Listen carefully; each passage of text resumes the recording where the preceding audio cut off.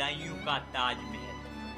दोस्तों, आगरा के ताजमहल के बारे में तो पूरी दुनिया जानती है, लेकिन बदायूं का ये जो ताजमहल है इसके बारे में बहुत कम ही लोग जानते हैं। बदायूं का ताजमहल भी आगरा के ताजमहल की तरह ही मोहब्बत की निशानी है और इसको बदायूं के नवाब इखलास खां की बेगम ने अपने शोहर की याद में इस मकबरे को बनवाया था, जिसे रोजा इखलास खां के नाम से जाना जाता है। लेकिन इस मकबरे को ताजमहल की तरह पहचान नहीं मिल सकी। मकबरा इखलास खां को सन 1690 ईस्वी में नवाब इखलास खां की बीवी महबूब बेगम ने अपने शोहर की याद में बनवाया था। इस मकबरे की लंबाई 152 फुट और इस मकबरे की चौड़ाई 150 फुट है, जिसे ककैया ईंटों से बनाया गया था। यह मुगल दौर की एक यादगार इमारत है। इस मकबरे के चारों कोने पर ताजमहल की तरह ही बुलंद मीनारे हैं, जिसमें ऊपर चढ़ने के लिए सीढ़ियां बनी हुई हैं।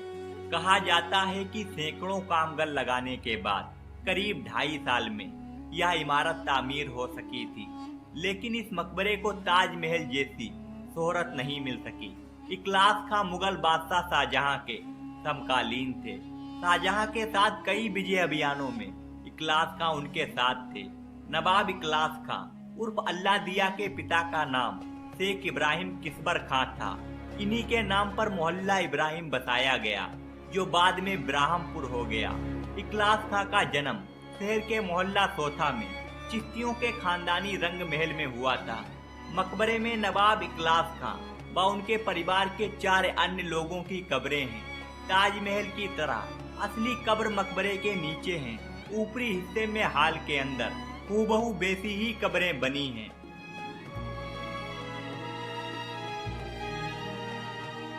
मासूकाओं और बीवियों के नाम पर बनने वाले मकबरे तो आप सुनते रहे होंगे, मगर क्या आपको मालूम है कि किसी बेटे ने अपनी माँ की याद में भी कोई मकबरा बनवाया था?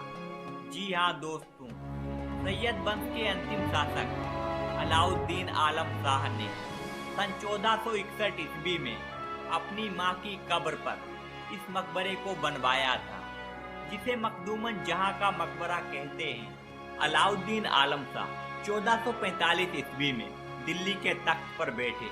ये एक कमजोर शासक थे। 1447 ईस्वी में उनका वजीर हुमायूं के बीच कुछ मतभेद हो गया। इसी मतभेद के चलते अलाउद्दीन आलम शाह 1448 ईस्वी में दिल्ली की गद्दी छोड़कर बदायूं चले आए। 3 साल बाद 1451 ईस्वी में बहलोल लोदी ने दिल्ली पर अधिकार कर लिया। अलाउद्दीन आलम शाह की मौत तक अगले 27 वर्षों के लिए बदायूं अलाउद्दीन आलम शाह की रियासत बन गया। इस मकबरे को अलाउद्दीन आलम शाह ने 1461 ईस्वी में अपनी मां की कब्र पर बनवाया था। इस मकबरे में अलाउद्दीन आलम शाह और उनकी मां मखदूमन जहां और उनकी बीवी की कब्रें मौजूद हैं। यह एक चौकोर मकबरा है जो लाखोरी ईंटों से बना है और एक गुम्बद से ढका हुआ है। अलाउद्दीन आलम शाह ने ही मीर सराय को बसाया था।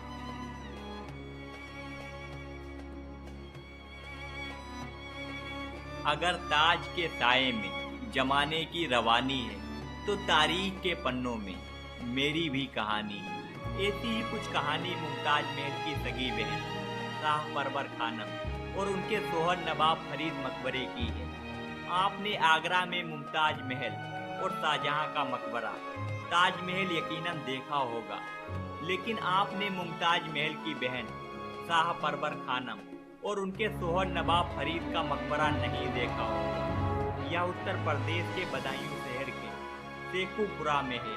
शाह परवर खानम और उनके पति नवाब फरीद के मकबरे की हालत, इसकी कल्पना करना मुश्किल है कि एक बहन अद्भुत ताजमहल में दफन है और दूसरी बहन तारीकी की गुमनामी में खो गई। इन दोनों बहनों की किस्मत में कुदरत ने गजब का उलटफेर किया।